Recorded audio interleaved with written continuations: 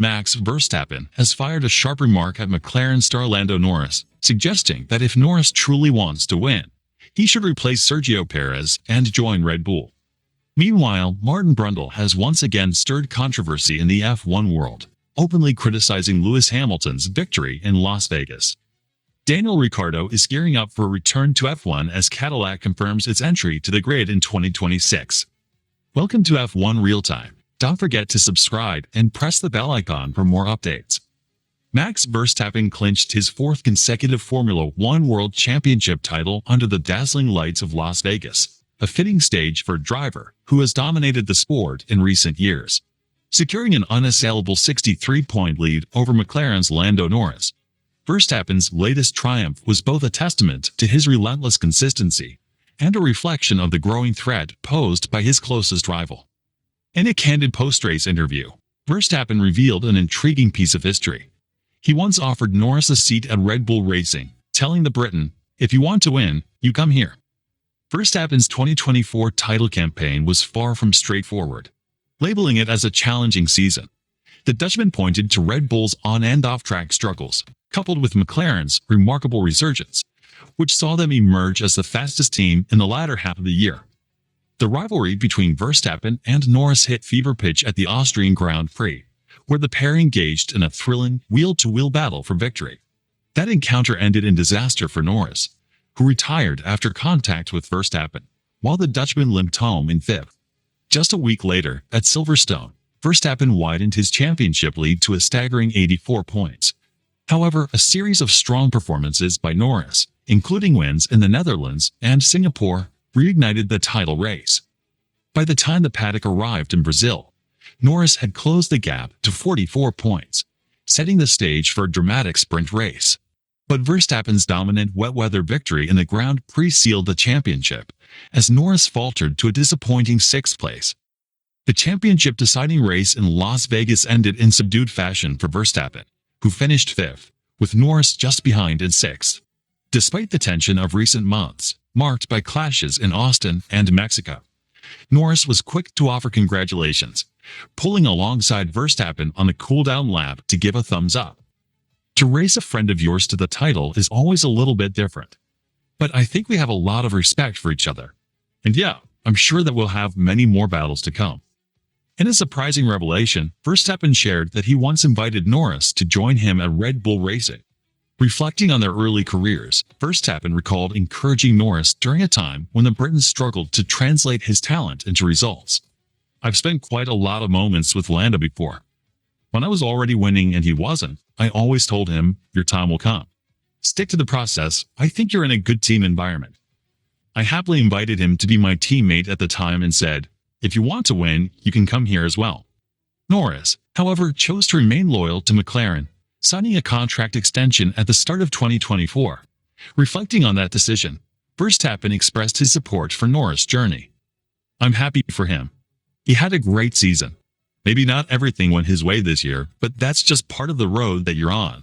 You make mistakes, you learn from them, and it's about how you bounce back."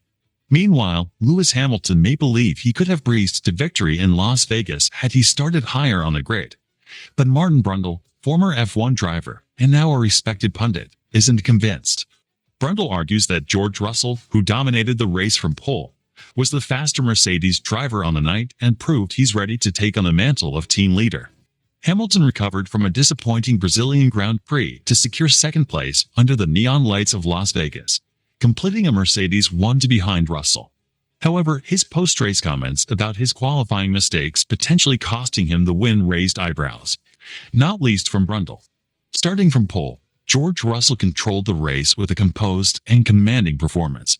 Leading for the majority of the 50 laps, he only relinquished the lead briefly during his pit stop, finishing 7 seconds ahead of Hamilton. The victory marked Russell's third career Grand Prix win and a clear statement of intent as he prepares to step into a leadership role at Mercedes next season. Speaking after the race, Hamilton reflected on what might have been. "If I'd done my job yesterday, it would have been a breeze today winning. But it's okay, I had fun coming from the back, coming from 10, and the team did a fantastic job. We don't know why we were so quick this weekend, but that's the best the car's ever felt. So I'm grateful to have been a part of getting it to that point." Brundle, however, poured cold water on Hamilton's assertion. Writing in his post-race column for Sky Sports F1, he praised Hamilton's recovery drive but maintained that Russell had the upper hand throughout the weekend. Hamilton had looked fast, albeit with a few trips up the escape road here and there. Sadly for him, he had to pour laps in final qualifying when the back end stepped out, and he would start a lowly 10th. He said post-race that had he started at the front, he would have breezed the race, which surprised Russell a little. There's no doubt Russell had more pace if he needed it. Brundle acknowledged Hamilton's stellar performance in climbing through the field, which earned him the Driver of the Day accolade, but suggested that Russell's pace left little doubt about who was in control.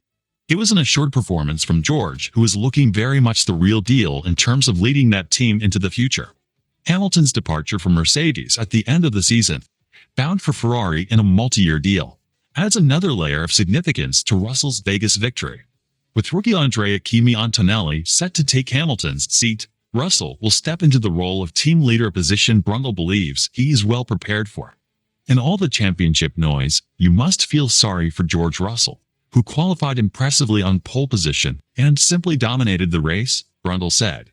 He was so far out front for most of the 50 laps we hardly saw him, given the battles raging behind. Brundle also pointed out the unpredictability of the Mercedes car this season, which shone in Las Vegas under cold conditions despite the team's struggles to explain its performance. Meanwhile, Cadillac's 2026 F1 entry could pave the way for Daniel Ricciardo's comeback.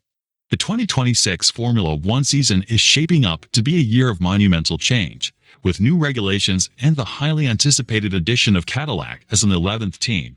While this marks a significant milestone for the sport, it may also signal an unexpected lifeline for Daniel Ricciardo, whose F1 career appeared to have stalled after a lackluster return with Red Bull's junior team. With Cadillac setting clear priorities for their driver lineup, an experienced F1 driver alongside a young American talent, the Australian fan favorite could find himself back on the grid, particularly given his immense popularity in the United States.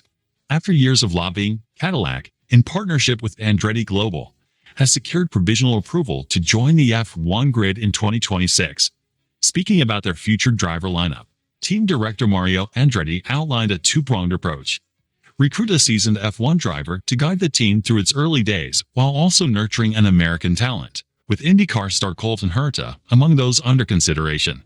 Right now, I think yes, an American driver is a priority, Andretti told media. At the beginning, I think the play would be to have one experienced driver, nationality doesn't matter, and then a young American talent. These are the objectives at the moment. As an 8-time race winner with a reputation as one of the sport's most charismatic figures, Ricciardo would bring the ideal blend of experience and marketability to Cadillac. His popularity in the U.S., bolstered by his role in Drive to Survive and his natural charm, could help the new team establish a strong presence both on and off the track. For Ricciardo, Cadillac's entry provides a rare opportunity to re-enter F1 in a fresh and ambitious project, especially after his 2024 stint with AlphaTauri ended prematurely at the Singapore Grand Prix. If an F1 comeback doesn't materialize, Ricciardo's post-racing career seems equally promising.